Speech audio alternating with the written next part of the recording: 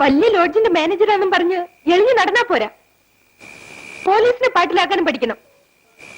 അതൊന്നും പറഞ്ഞിട്ട് കാര്യമില്ല. എന്താ ട്രേഡും കേടും പേടിച്ചിരുന്ന കഞ്ഞൂടി മുട്ടും. ഞാൻ അങ്ങോട്ട് വരുന്നു. എനിക്കൊന്ന് ഫോൺ ചെയ്യണം. ആ പറഞ്ഞത് തന്നെ ഞാനും ചെയ്യുന്നത്. ഒന്ന് ക്ഷമിച്ചുന്നില്ലേ?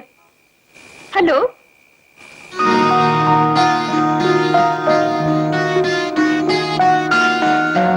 നട്ടലില്ലാത്ത ചുമ്പൻ പാവപ്പെട്ട ഞങ്ങളോട് കമ്മീഷൻ വാങ്ങി തിന്നാൻ അറിയാം. ആ സാറിന് അർജന്റാണെന്ന് പറഞ്ഞില്ലേ, അതാ ഞാൻ വേഗം നിർത്തിയത്. ചെയ്താട്ടെ സാറേ.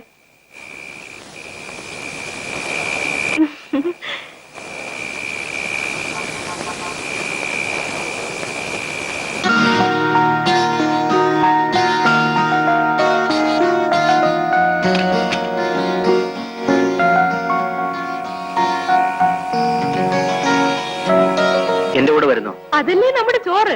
ആട്ടെ, ഏത് ഹോട്ടലാ? ഹോട്ടലല്ല, ഒരു വീടാണ്. വീടും കാടും ഒന്നും പ്രശ്നമല്ല, വരാം.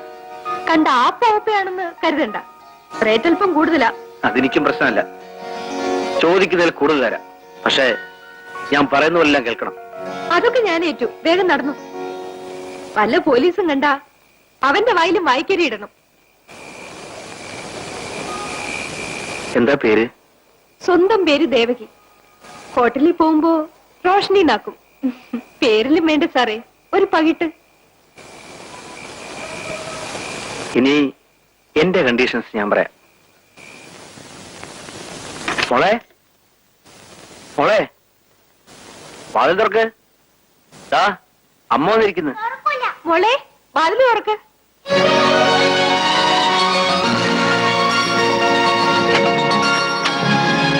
മോളെ,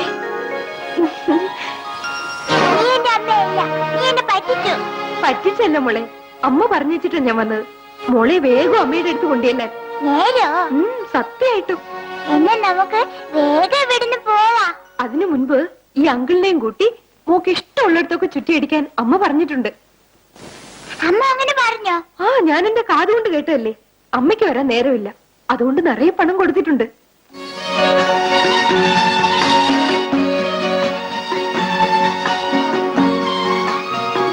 ആദ്യം കണ്ടപ്പോ പിള്ളേരെ പിടിക്കുന്ന ആളാണെന്ന് വിചാരിച്ചത്. ഇനി നമുക്ക് പോവാം.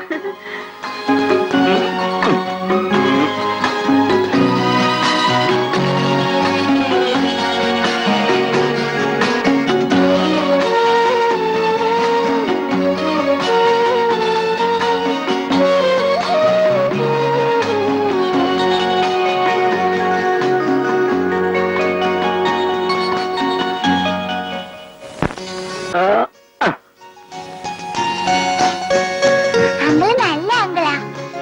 എന്റെ അമ്മ പോലും എനിക്ക് ചോറ് വാരി തരൂല. ജസ്റ്റ് മോൾ അങ്കിളെന്ന് വിളിക്കരുത്. പിന്നെ മോള് ചോദിക്കുന്നൊക്കെ വാങ്ങിച്ചു തരാം. എന്നെ അച്ഛന്ന് വിളിക്കാവോ? എന്തിനാ അങ്കിളിനെ അച്ഛന്ന് വിളിക്കുന്നത്? എന്റെ അച്ഛൻ ചീത്തയാ. നല്ല അങ്കിളാ.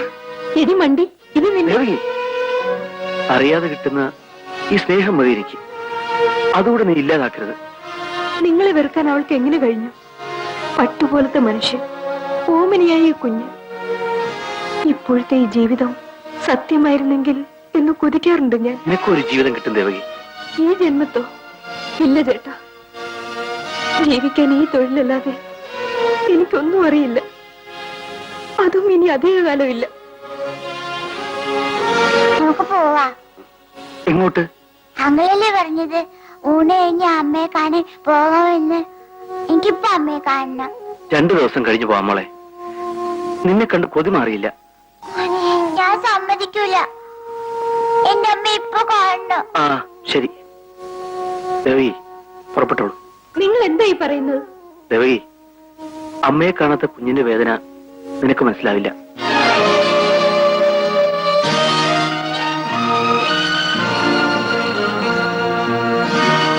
ഇത് മുഴുവൻ മോൾക്കുള്ളതാണ്. മോളെടുത്തോ.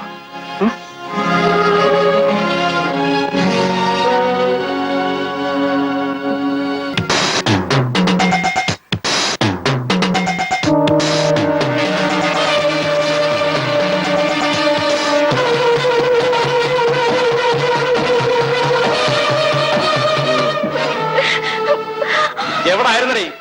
ലോഡ്ജെല്ലാം കയറി ഇറങ്ങി. വീട്ടിൽ നിന്ന് പോന്നിട്ട് 2 ദിവസമായി അയൽക്കാർ പറഞ്ഞു. ഞാൻ തോന്നിയെടുത്ത് പോവും. ഭരിക്കാൻ വന്നിരിക്കുന്നു. ഞാനെന്താ തന്റെ വെപ്പാട്ടിയോ? എല്ലാരോടും കാട്ടുന്ന വിളച്ചിൽ എന്നെ അടുത്ത് എടുക്കരുത്. വായിൽ പല്ല് കാണുകയല്ല. വരാൻ മനസ്സില്ലെങ്കിലോ? ഞാനിപ്പോ ഒരു കുടുംബമായി കഴിയുന്നു. എന്നെ എന്റെ പാട്ടിന് വിട്ടേക്ക്. എനിക്കും ചോദിക്കാനും പറയാൻ ആളുണ്ടെന്ന് കരുതിക്കോ. ശീലാവതി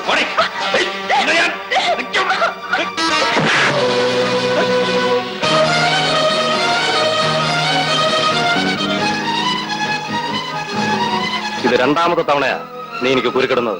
2 പ്രാവശ്യവും ഞാനായിട്ട് ഒന്നല്ല. ഇവൾ ഇഷ്ടത്തോടെ വരികയാണെങ്കിൽ നീ കൊണ്ടുപോയിക്കും. ഇവന്റെ അടുത്ത് വർത്താനം പറഞ്ഞിരിക്കാൻ ചേട്ടന് വേറെ പണിയില്ലേ? വാ നമുക്ക് പോവാം. ശ്യാമ് മറ്റുള്ളവന്റെ കയ്യിൽ നിന്ന് തട്ടിയെടുത്തിട്ടേ ഉള്ളൂ. എന്റെയും തട്ടിക്കൊണ്ടു പോവാൻ മാത്രം നീ വളർന്നു. നിന്നെ അങ്ങനെ സൂഹിക്കാൻ വിടലടാ. അതെവിടെ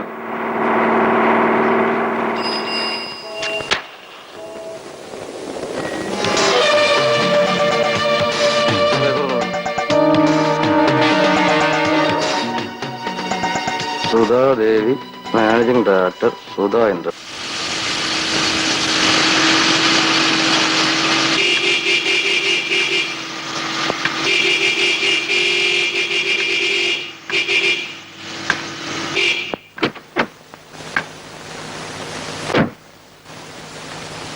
എന്താടാ കാതയുടെ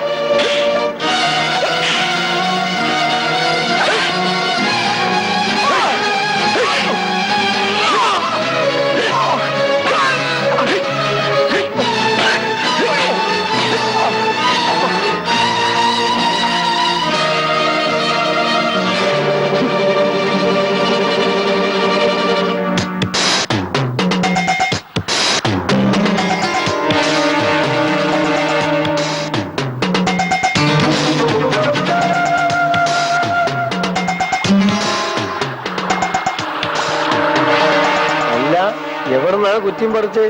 ആരാ, എന്ത് വേണം? ഒരു ഡ്രൈവറെ വേണോന്ന് കേട്ടു, അതിന് വന്നതാ. ഡ്രൈവർ ആവശ്യമുണ്ടെന്ന് നിങ്ങൾ എങ്ങനെ അറിഞ്ഞു? ഇവിടുത്തെ ഡ്രൈവറെ ഞാനല്ലേ ആശുപത്രി കൊണ്ടാക്കിയത്. പാവത്തിന് ബോധം ഉണ്ടായിരുന്നില്ല. കമാന്നൊരു അക്ഷരം മിണ്ടാത്ത ആ പാവത്തിനും ശത്രുക്കൾ. ആരായിരുന്നാലും ചെയ്തവൻ അനുഭവിക്കും. അത് പിന്നെ പറയണോ ചേട്ടാ? പ്രവൃത്തിയുടെ ഫലം കിട്ടാണ്ടിരിക്കുവോ?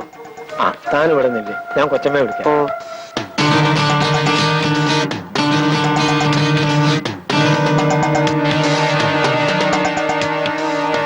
ഇതാണ് കക്ഷി.